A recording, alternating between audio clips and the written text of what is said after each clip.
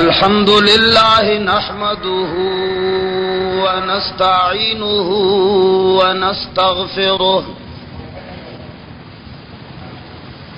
ونستغفره ونؤمن به ونتوكل عليه ونعوذ بالله من شرور أنفسنا ومن سيئات أعمالنا ونعوذ بالله من شرور أنفسنا ومن سيئات أعمالنا من يهده الله فلا مضل له ومن يضلله فلا هادي له ونشهد أن لا إله إلا الله وحده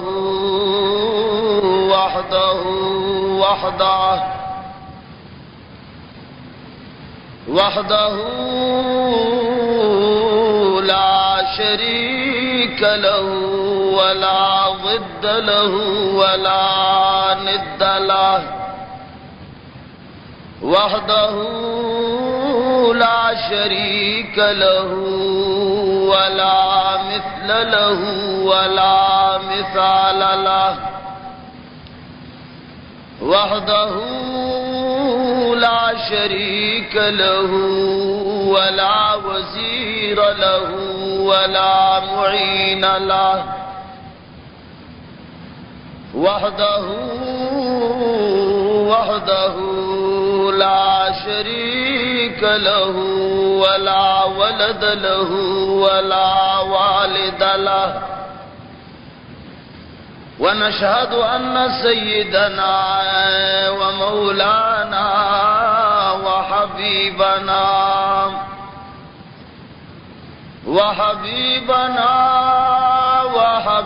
ربنا وشفيعنا وسيدنا وسندنا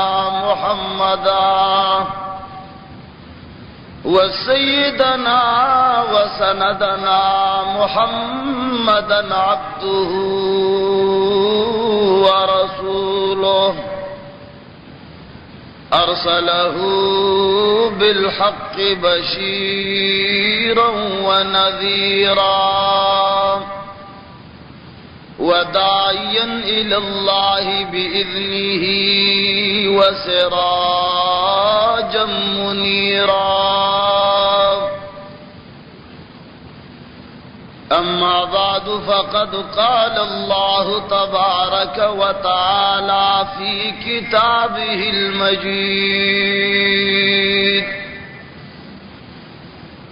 أعوذ بالله من الشيطان الرجيم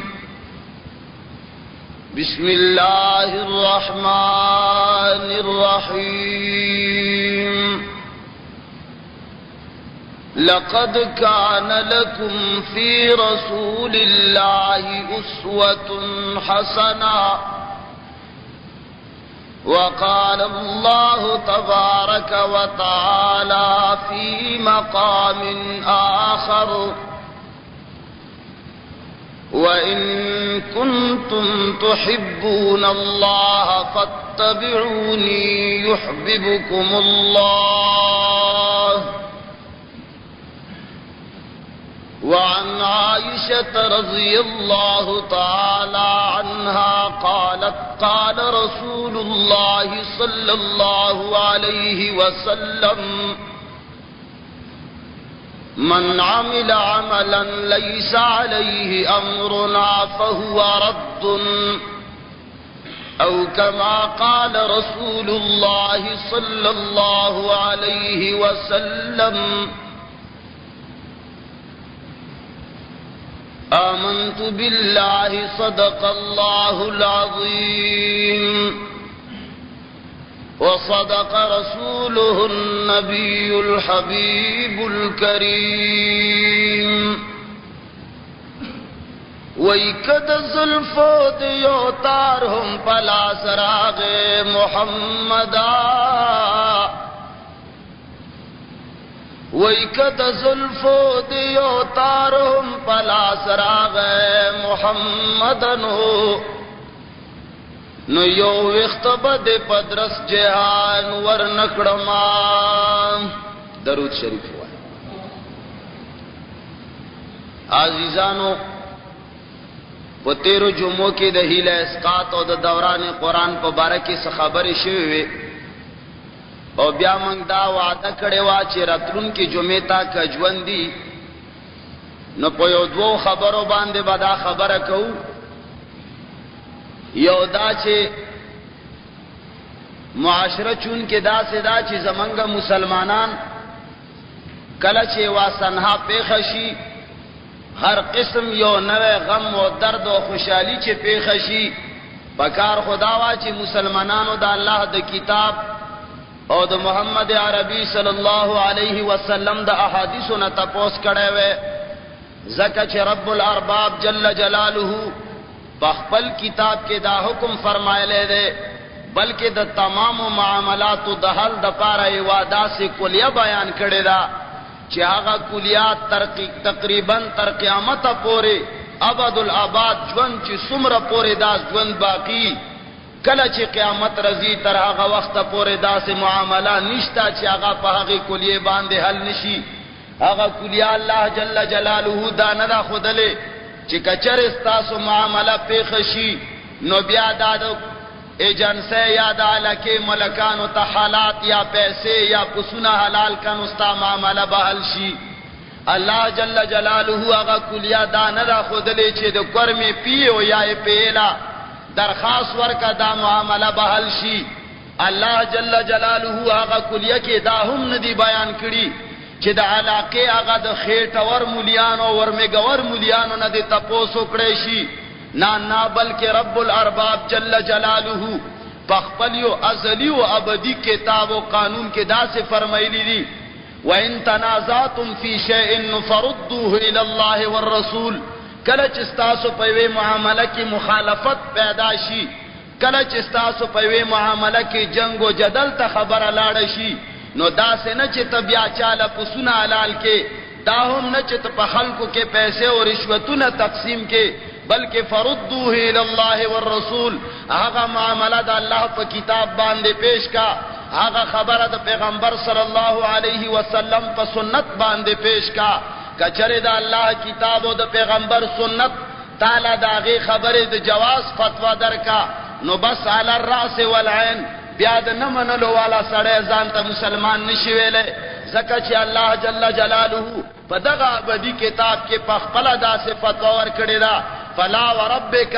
لا یؤمنون حتی یحکموک فیما شجر بینہم پیغمبر علیہ السلام تا اللہ فرمائی فلا وربک زمادستا پرب باندے قسم وی ولی امتنا فرمان دے اللہ زکا قسم خوری امت کے دا سے خلق دی چی دا اللہ کتاب و دا پیغمبر سنت نمانی اللہ تا دودو علم و چی دا سے خلق با پیدا کیگی چی اگا خلق با دا مولیانو فتوی دا اللہ پاک دا کتاب نا غربولی اگا خلق با دا خپل علاقے دا خونزدگانو دا پیرانو خبرہ دا اللہ دا کتاب و دا سنت دا نبینا غربولی لکا چی نن منگورو یو طرفنا خلق وی چی قال اللہ و قال الرسول بل طرفنا خلق وی چی زمان دا علاقی رول و رواج و رسم دا سے دے بل طرفنا خلق وی چی زمان پلارو نکدا سی کڑی دی آغا دا مشرکین و آغا تاریخ دوہرا و ولیشی کم تاریخ چی دا پیغمبر علیہ السلام پا زمانہ کے اگا مشرکینو چی پیغمبر علیہ السلام دا دعوت دا ٹکراوولو دا پارا کم جملہ مشرکینو پا زبان باندے وا اگا جملہ نندس مسلمانے دعویدارو پا زبان باندے دا کلچی اللہ جل جلالہ پا حکم باندے محمد عربی صلی اللہ علیہ وسلم مشرکین مکہ دا دعوت ورکو دا تبلیغ ورتاو کے کہ تعالو الى ما انزل اللہ و الى الرسول راخکت شے یا برا راشے دا اللہ او دا پیغمبر خبرو تا اگو خبرو تراشے چی اللہ را نازلی کری دی اگو خبرو تراشے چی دا محمد عربی صلی اللہ علیہ وسلم پا زبان باندے روزی چی دا چا دا پاکوالی سنت چی دا چا دا صداقت و دا رختنوالی سنت الله جل جلاله په خپل کتاب کې په دغه الفاظ باندې ورکړی دی چې الله رب الارباب چې هغه رشوت خور نه دی، هغه رشوت نه خوري چې د چا څخه تعریف کوي. هغه فرمایي چې وما ينطق عن الهوى ان هو الا وحي يوحى. دا داسې ذات ته محمد عربي صلی الله علیه وسلم، دا هغه پاکه هستی دا محمد عربي صلی الله علیه وسلم چې وما ينطق عن الهوى، د خېټه د پاره خبره نه کوي. وما ينطق عن الهوى، د شکرانو د پاره نه غږیږي. وما ينطق عن الهوى، دا د پسونو د پاره نه غږیږي. وما ينطق عن الهوى، دا د پیو د په خله باندې نزي. ان هو الا وحي يوحى، د محمد عربي صلی الله علیه وسلم په زبان مبارک باندې هغه کلمه نه جاری کیږي کما کلمه چې د برنه تصدیق شوه شي. نو پیغمبر علیہ الصلوۃ والسلام مبارک الله جل جلاله فرمایلیو چې دا هغه کس او هغه ذات ته چې دا ټوله هغه خبرې کوي کومه خبرې چې الله پاک ورته را لګلی وي. نو محمد عربي صلی الله علیه وسلم مشرکین مکه ته دا دعوت ورکړو چې تاسو راشه، تعالوا الى ما انزل الله، راشه هغه دستور ابدی ته چې الله را نازل کړی دی. دوی ورته وی چې بل نتبع ما الفینا علیه آباءنا، من به هغه خبره کوو چې کما زمنګ مشرانو، کما زمنګ مخمزدګانو، کما زمنګ میاګانو، پیرانو، استانو کړی دا، هغه خبرونه علاوه من بل خبره نه من. بل نتبع ما الفینا علیه آباءنا، الله جل جلاله په مخ کې دا تمام دنیا وضاحت پروت ته چې هغه مشرکین مکه او دا کلمه ویلې وا چې د پلارو د نیکو ول دین موږ نشو پرې خودله. الله جل جلاله ور باندې رد کړي. د ساده مولیان پر رد نه کړي، دا نه چې پنځ پیریان رد کړي، دا نه چې وهابیان رد کړي، دا نه چې صرف مسلمانان رد کړي، بلکې رب الارباب ورته فرمایي دا غوی په جواب کې اولو کان آباؤهم لا یعقلون شیئا ولا یهتدون. اگر چې د دوی مور پلار، اگر چې د دوی دا پلار نه کو نه پس شی باندې پویدل، نو ور سره علم د کتابو، نو ور سره علم د سنت وو، نو ور سره علم د کتاب الله، بلکې په غټو پټکیو باندې خلق غلط کړیو. نو الله فرمایي چې اولو کان آباؤهم لا یعقلون شیئا ولا یهتدون. نه د دوی پلار نه کو پس شی باندې خبرو او نه په هدایت باندې روانو. کله چې یو قوم، کله چې یو مشر د الله د کتاب نه نه خبر، کله چې یو مشر او یو سړی د الله د کتاب د حکمونو نه نه خبر، نو باید چې داغه خبره ونه منل شي. خو نن مسلمانانو هغه د مشرکین والو کلمه په خپل زبان باندې راوسته ده، په هر ځای کې وایي چې موږ ته د پلارو نه کنه دا رسم پاتې شوی دی. نه ټولو نه اول چونکې د مصلی خبره وا چې زمونږ خلکو کله مړی وشي نو چې کم د مړي کفن ده، هغه کفن نه علاوه دوی وا مصلی جوړه کی د جنماز په شکل باندې، او د کفن نه به د مولا د پښو لاندې غوړی، او هغه ته دوی قسمه قسم هیله ایجاد کړی دي. کله ورته وایي چې دا صدقه ده، کله ورته وایي چې دا اسمکه بنا پاکي، مولا کا پنا پاک اسمکه ودره دو اسنه چې تندر د اسمان نه راګزار شي. مطلب یې دا دی چې کني صرف د مولا جنازه ته راغله ده، دا نور خو ټول د خرپړکو زامن دي، دا خو جنازه ته نه دی راغلي، دا بچرته سندرو ویلو لراغلي.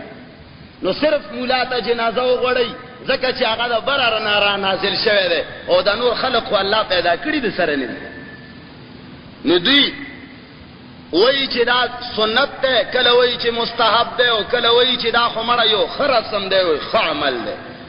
ما درته وایي چې الله جل جلاله قرآن مجید کې فرمایي لقد کان لکم فی رسول الله اسوة حسنه. د پیغمبر طریقه ډیره ښایسته طریقه ده. پیغمبر چې څه کړي دي، څه ویلي دي، نو هغه وایه او هغه کوه. کوم څیزونو نه چې منع فرمایلې ده، کم کارونه چې نه دي کړي، هغې نه ځان وساته. دا د پیغمبر او د الله پاک را لېږلی شوی دین دی. اوس ګورو چې دا مصلی یاد ساته، کله چې سړی مړ شي یو نارینه ده او یوه ښځه ده، د دوی د کفن جدا جدا طریقې دي. نارینه سړي لپاره 3 کپڑے کولی شي. یوې کپڑے ته ویلی کېږي قمیص، بلې ته ویلی کېږي ازار، بلې ته ویلی کېږي لفافه. شریعت صرف دا 3 ټوکړې ذکر کړي دي د نارینه سړي په مر کې او د هغه په کفن کې. دا درې ټوکړې ذکر کړې دي. دا مولیانو چې کومه څلورمه ټوکړه راغستې ده دا د کتابونو والاو نه هېر شوې ده. د کورمې او د تیرا مولیانو ته یاد ده، خو د الله پاک قرآن کې هم نشته، د پیغمبر په احادیثو کې هم نشته، د فقه په یو مستند کتاب کې وښیي نو زه یې د نر زوی بولم. او زه به والا نن څه مواد ما جمع کړي دي هغه به تاسو ته بیان کړم. نارینه سړي دپاره یو قمیص دی او یو ایزار ده، ایوا لفافه ده. د ښځې دپاره 5 کپړې دي، 3 خو د اول دي، قمیص، ایزار، لفافه. 4م نمبر کې یو صادر دی چې په سر باندې اچي، او 5م نمبر کې خرقه یوه ټوکړه غوني. دا 5 کپړې د ښځې په کفن کې دي. د مولا مسله یې په دې کې هم نه ده ذکر کړې. او دا نور الازاح مع مراقی الفلاح 142 نمبر صفحه کې دغه 5 قسمه ټوکړې د ښځې او دا 3 قسمه ټوکړې د نارینه د کفن متعلق ذکر دي. او دا هغه کتاب دی چې مولا کی دوړ مسجد تک بدعتیان چې اسمان نه راتاو شي نو په دغه نور الازاح باندې نظر لګي. نو ځکه ما د نور الازاح حواله دله درکړه. دا سنت کفن دی. علامه سید احمد طحطاوی رحمه الله لوی حنفی عالم دی، هغه په خپل کتاب کې د امام مسلم رحمه الله نه یو روایت نقل کړی دی. فرمایي اذا کفن احدکم اخاه فلیحسن کفنه، چې کله تاسو کې کم یو کس د خپل مسلمان ورور کفن پوشی کوي، کفن ور اغوندي نو فلیحسن کفنه، پکار دی چې ښه کفن ولا ورکړي. نو د دې ښه کفن تشریح یو هغه دی چې زمونږ مولیانې کوي، یو تشریح هغه دی چې هغه علامه سید احمد طحطاوی رحمه الله کړی ده. نو که زمونږ چوغمارو مولیانو ته ووایي چې فلیحسن کفنه تشریح څه دی، دی به درته وایي چې هلکه د مولیانو دپاره لوی تان پکې زیات که فلیحسن کفنه، ښه کفن یې وکړه چې دا مخکې صف ټول په کفن کې پټي. خو علامه سید احمد طحطاوی رحمه الله چې لوی حنفی عالم دی، هغه طحطاوی علی مراقی الفلاح 315 نمبر صفحه کې د دې تشریح داسې کوي، یعنی علی ما روته السنتو، ښه کفن هغه دی چې په کومې طریقې باندې پیغمبر علیه الصلاة والسلام د کفن طریقه ښودلې ده. ولم یرد به ما یفعله المبذرون اسرافا و ریاء. وی دې جملې نه فلیحسن کفنه نه مراد دا نه ده چې کم دا فضول خرچه خلق د ریا او د نمود او د فضل خرچه په اعتبار سره کم کارونه کوي، دا په فلیحسن کفنه کې نه دی راغلی. دا څوک وایي؟ مبصرون څوک دي؟ فضل خرچه خلق څوک دي چې 2 ګزه کفن لګي نو دی 6 ګزه راوړي، چې 6 ګزه لګي نو دی 40 ګزه لګوي. ولې؟ د مولیانو هغه مسلې چې پکې هیر شي نو بیا خو سړی امرده خو بیا الله بخي نه چې د مسله پکې نه شي. نو دا علامه سید احمد طحطاوی حنفی رحمه الله تشریح ده چې هغه فرمایي چې دینه اسراف او د ریا ولا هغه کارونه نه دي مراد. ابو داود کې یو روایت ده، پیغمبر علیہ الصلوۃ والسلام فرمائی رد المحتار کی علامہ شامی رحمہ اللہ پا ایچ ایم سعید والا چاپا کے اومدارنگی مراقی الفلاحم ذکر کرے دے، شامی پا دویم جلد 202 صفحہ کے ذکر کئی عن النبی صلی اللہ علیہ وسلم لا تغالو فی الکفن. پیغمبر علیہ الصلوۃ والسلام فرمائی چې تاسو په کفن کې د حد نه تجاوز مکوئ. کم سیس چې په کفن کې ضروری ده هغه شیشه ده چې حدیثو کې د نارینه دپاره 3 ټوکړې راغلي دي او د ښځې دپاره 5 ټوکړې راغلي دي. دغو 5 او د 3 ټوکړو نه زیاتی مه کوئ. دا پیغمبر علیه السلام فرمایي. دا د دې علاقې یو ملا نه وایي، دا پیغمبر علیه السلام فرمایي. او د امام اعظم امام ابو حنیفه رحمه الله د مذهب ټولو نه لویه فتاوی شامیہ په دویم جلد 202 صفحه کې او بیروت چپه کې 1 نمبر جلد 578 نمبر صفحه کې دا روایات سره د همدغې واقعي موجود دي. په همدغه تفصیل باندې لیکلي دي که څوک ملیان یې ودې ګوري. دا څه پټې خبرې نه دي چې خلک یې د ځان سره جوړي کړي. ها دا د فقه حنفي حال دی چې فقه حنفي د کفن او د مصلې په باره کې دا وایي. نور تاسو ته دویم نمبر زه د علمای دیوبند هغه کتابونه پیش کوم ځکه چې زمونږ په علاقه کې څومره بریلیان او بدعتیان چې دي دا تاسو ته د دیوبندیت په جامه کې راغلي دي.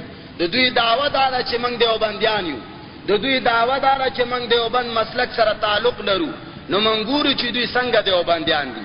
ټولو نه اول مفتی اعظم پاکستان مفتی محمد شفیع صاحب دا حواله پکار دي چې ځان سره عوام خلک ولي کی او به پکار دي چې دي کتابونو کې وګوري. دا د مولوی فضل ګل مسعودی د کتابونو حواله نه دي چې هغه کتاب کې حواله ورکړي دا چې دې ځای کې د کفن مصالح شته، په دې ځای کې د خاورو د مول شته، او چې روایت دی هغه کې لیکلي وي چې نشته. دا هغه حواله نه دي، دا په چلن سره زدل در کوم. دا وګوره بیا معارف القرآن مشهور تفسیر دی د علماء دیوبند او د امام اعظم ابو حنیفه د مسلک مطابق. دویم نمبر جلد 317 نمبر صفحه کې مفتی محمد شفیع صاحب چې مفتی اعظم د پاکستان و په خپل دور کې اغا لیکي بعض علاقوں میں نماز جنازہ پڑھانے والے امام کے لیے کفن ہی کے کپڑے میں سے مصلی تیار کیا جاتا ہے، پھر یہ مصلی امام کو دے دیا جاتا ہے. یہ خرچ بھی کفن کی ضرورت سے فاضل ہے، ورثہ کے مشترک مال میں سے اس کا خریدنا جائز نہیں. فرمائی کہ بعض علاقوں کے منزد جنازے پڑھاولو امام د پارا د کفن نه وا مصلی تیارولې شي او دا د امام تور کولې شي د صدقې په تور. دا خرچ وای د کفن د ضرورت نه زیات ته فضول خرچی. دا مطلب یې داره د ورثو مشترک مال نه د دې اغستل حرام او ناجایز دي. ولی دا کم مال چې ستا په جیب کې کم سړی چې مړ شو نو دا هغه تمام مال کې د تمام وارثو حق دی. هیله اسقاط ولا تقریر کې ما د دې مکمل حواله تاسو له درکړې. دا مفتی اعظم د پاکستان لوی دیوبندی عالم دی، هغه دا فرمایل چې دا شی بالکل ناجایز دی او دا د شیطان د چالونو نه یو چال دی. دویم نمبر استاد العلماء حضرت مولانا مفتی رشید احمد گنگوہی رحمہ اللہ چې لوی دیوبندی عالم دی په خپل فتاوی رشیدیه کې اول نمبر جلد 272 صفحه 19 تر 273 نمبر صفحه کې هغه په یو بحث باندې رد کړي اور بیا فرمائی کہ اس کے بدعت ہونے میں شک نہیں، دا بالکل بدعت تے او پدی کی شک نشتا. بیا یو تفصیلی جواب لیکي پدے فتاوی رشیدیہ جلد 1 صفحہ نمبر 272 نا تر 273 پوری لیکي جائے نماز بنانا زائد ہے، دا زیادتی کار دے چی ملیانو شروع کرے ہوئے. اگر مال یتیم سے بنائی جائے تو حرام ہے. کدی یتیمانو یعنی کور کی چرتا یو یتیم کس بھی پاگا کور کی نو بیا خدا چے نماز حرام دے. اگر مال یتیم سے نہیں کچرے پکور کی یتیم نہیں ہو دے یتیمانو مال نہیں تو اس کو ضروری جاننا بدعت ہے. نو دا ضروری گانلو جنازگاہ تے چوڑی خو ضروری بولی نو دا بدعت ہے. اگر صدقہ کپڑے کا کرنا مقصود ہے وہی کچرے دا کپڑے صدقہ دا دوی مطلب وی چیرہ دا کپڑے صدقہ کو منگ تو ورثہ بالغین کو کیا ضرور ہے کہ جانماز بنائی جائے. نو د جنماز جوړولو په شکل کې صدقه ولې کوي جوړه کپټې مولا لور کړ کې نروي کنه. نو دا خدای یو رسم جوړ کړي د کپړو صدقه داسي کیږي چې دومره غونې شی ګوټه دی ولا جوړ کړي. نو وایي چې څه ضرورت ته چې بیا ولا جنماز جوړي اور امام کی پاؤں کی نیچے ڈالی جائے ویسی ہی دے دینا چاہیے. بیا په کار دار چې ولا پټ غونې چرته کور کې ورکی د جنازګاله وړي چې خاورو باندې ورته د خول اندیا چي. مگر چونکہ مسجد کی ملانوں نے اسی بہانہ سے 1 گز کپڑا لینا ایجاد کیا ہے. دا دیوبند عالم لیکي دوی خوئی چې دوی زمونږه ګستاخی کړي دا دوی مونږ ته وایي چې دا مولیان د کپړو غلدي. نو الک علماء دیوبند فتاوی رشیدیہ جلد نمبر 1 صفحہ نمبر 272 کے تا متعلق لکھی کہ مسجد کی ملانوں نے اسی بہانہ سے 1 گز کپڑا لینا ایجاد کیا ہے تو اس مکاری سے اس رسم کو جاری کیا ورنہ اس کی کچھ اصل نہیں. ویلی کلی اغلی کلی چې دا د مکارې دغه د کپڑے د غلې د پاره دوی دا رسم ایجاد کړي دي اور نہ ائمہ مجتہدین سے کہیں ثابت اور نہ کسی کتاب میں اس کا ذکر ہے. وہی نہ ائمہ مجتہدین نہ دا شی ذکر ده اور نہ چرته په کتاب کې دالی کلی شوی دي. دا غنه لوی مولای مفتی رشید احمد گنگوہی رحمہ اللہ نا او تا غنه لوی دیوبندی پته نشته ستا دیوبند په تیندو کې جوړ شوی چرته زمنګ دیوبند خو هندستان کې ده. تاسو ته معلومه ای ګوره دیوبند تیندو کې نه ده تاسو تیندو نه دیوبند جوړ کړی مړه دا خو دي ته خو د علماء دیوبند لیکلي دي چې مکار مولیان. دا مشهور دیوبندی عالم تحقیق تاسو واورېدو چې هغه وایي چې دا شی بالکل نه ثابت ښه. دریم نمبر کې مولانا خیر محمد صاحب جالندری رحمہ اللہ چالوی دیوبندی عالم دی هغه لیکي په خیر الفتاوا دریم نمبر جلد 296 نمبر صفحہ کی لکھی کہ امام کے سامنے مصلی جائے نماز بچانا ضروری نہیں اور جو فعل شرعاً ضروری نہ ہو اسے لازم قرار دینا بدعت ہے. کم شے چې شرعاً ضروری نه ده نو هغه شرعاً ضروری ګڼل ویم دیتا بدعت وای. آخر کې زدر تفخر علماء دیوبند مرشد المجاہدین استاد العلماء فقیہ العصر حضرت مولانا مفتی رشید احمد لدھیانوی مدظلہ العلی فتوی نقل کوم. احسن الفتاوی جلد نمبر 1 379 نمبر صفحہ کی اغالی کی کہ کفن سے کپڑا بچا کر امام کے لیے مصلی بنانا غلط رسم اور ناجائز ہے. وہ ادار امام دو پارا مصلی جوڑاول دا ډیر غلط رسم اور ډیر ناجائز کار دے. یہ کفن کے مصارف میں داخل نہیں، دا کفن پا مصارف کے دا شے داخل نہ دے. تاسو دا انصاف پا نظر باندے ہو گو رہے چی دا یوشی متعلق فقہائے احناف وئی چی دا تبذیر دے، دا فضل خرچی دا، دا سنت کفن نا زیاد شے دے. علماء دیوبند وئی چی پا یو کتاب کے نہ دے نقل شے بیائی چی تاسو کوئے پا خپلو مڑو کے تاسو وسم مڑے خواہ زمانگ دے تقریرونو باوجود پا تاسو کے لا تر وسا پوری دا شعور دا عقل دا غیرت دا ایمان ندر آگلے چی وسم دیر خلق پا خپلو مردگانو کی اڑی دا خلق دا شرم دا وجہ نے اڑی. سوک چی اللہ نا نشرمیگی دا مخلوق نشرمیگی، کم خلق چی اللہ نا نیریگی دا مخلوق نیریگی، دا غو خلق بس ایمانی اخپلا بس سوچو کے لگو. دویم نمبر ایوا ضروری مسئلہ چی پا دے علاقہ کی پاغے باند دیر زیاد زور ورکی آغا دا خاورو دمول دی. دوی ملیان دوی ملوانے دا بیانائی چی کچر کم مردا کے چا خاور دم کرے اور پا قبر کے ورطواچا والے تر قیامت پورے بوئی مردال عذاب نملاوی گی. دا دوی ملیان وئی حوالے با دوی ام در تز ذکر کوم اخپل بم ذکر کوم انشاءاللہ. توضیح المسائل کے دا کور میں ملیانو توضیح المسائل واڑا گونی رسالہ چی دوی پاتیا وزرو کسانو لے کلے دا اگے کے صفحہ نمبر 27-28 کے دوی دا خاورو پا دمولو باندے دیر زیاد زور ور کردے دے. ولی دا یو دا سی عجیبہ گونی گنگی دا دوی نواتلے دا چی دا گنگی اس دوی پا خلو پٹاولے نشی ولی که خلی پی واچے پٹشی خو بوی نبندی دا شے دا سے دے چی دینا با صرف دوی پا یو صورت باندے خلاسی گی چی ہوئی چی منگ دا غلطی کرے دا پا بلا طریقہ دوی منگ نا خلاسی گی زمانگ پا مرگ دا مسئلہ نختمی گی گورا. دا خودیر کم عقل سوچتے کسو کو آئی چی دا دوا مولیان مڑکڑے شینو دا مسئلہ با ختم شی. دا دیر ناقص سوچتے دا دیر جنون دے لیوان توب دے. دا مسئلہ دا محمد عربی صلی اللہ علیہ وسلم پا مرگ ندا بندہ شوے نو زماو دا بلخر پڑک پا مرگ بسنگ دا بندی گی.